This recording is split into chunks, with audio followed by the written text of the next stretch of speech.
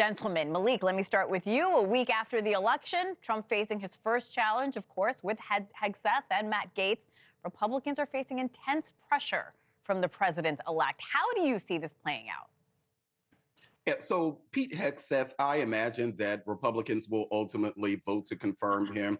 He's not my first choice. I think that there are better qualified people to be defense secretary, but this is part of the hyperventilating when, as what Barack Obama said, elections have consequences. And I think that that's what we're seeing now. And on the Matt Gaetz, for me, because Matt Gaetz joined 208 Democrats to oust a GOP Speaker of the House, for me, Matt Gaetz just shouldn't be any position. I think that that just disqualifies him alone. I've never been a fan of Matt Gaetz, but it looks as if, at least according to what many senators are saying, that Matt Gaetz may not even get that Senate confirmation. You only need, I believe, 3 or 4 in order for his confirmation, or at least that to be derailed. So It's looking like that he may be, of the entire group of Trump cabinets, Matt Gaetz may be in the worst trouble because he didn't make any friends while he was in Congress. So that's the problem that he had. Yeah, he certainly seems polarizing for both parties. David, Republicans want to see the ethics report on Matt Gaetz. You heard me and Michael talking.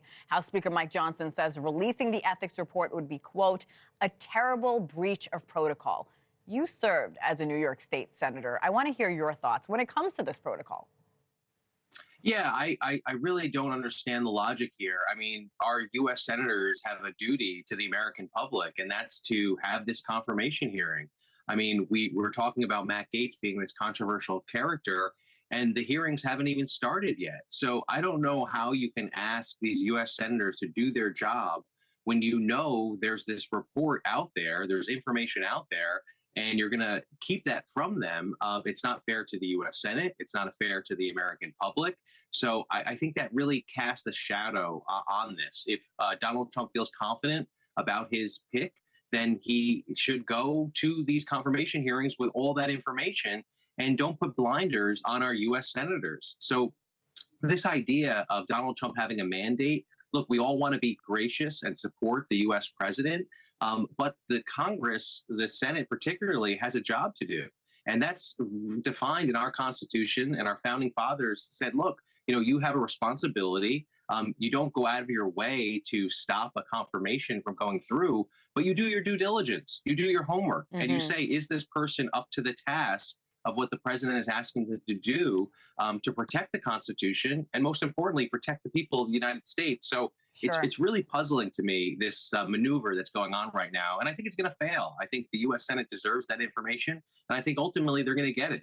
Yeah, I think it's just piquing our interest even more to see what's in that report. Melik, late Friday, Trump named Karoline Leavitt, she's been here on the show, as press secretary after serving in the same role for his national campaign. She's known to be a trusted surrogate for the president. I was wondering, coming from your opinion, was this appointment a surprise? Well, I'll just say on the report, the senators are going to get that report.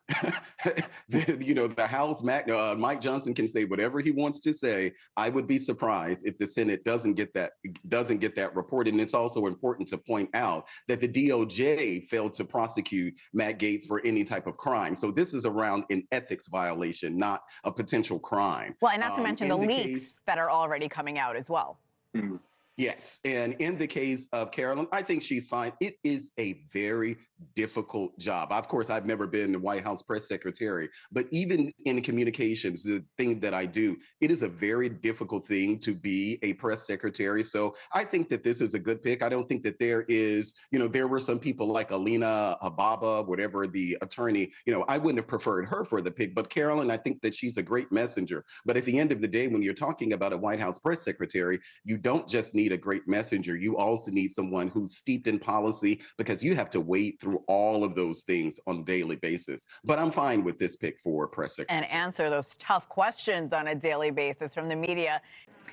Thanks for watching. Go to joinnn.com to find NewsNation on your television provider. And don't forget to click the red subscribe button below to get more of NewsNation's fact-driven, unbiased coverage.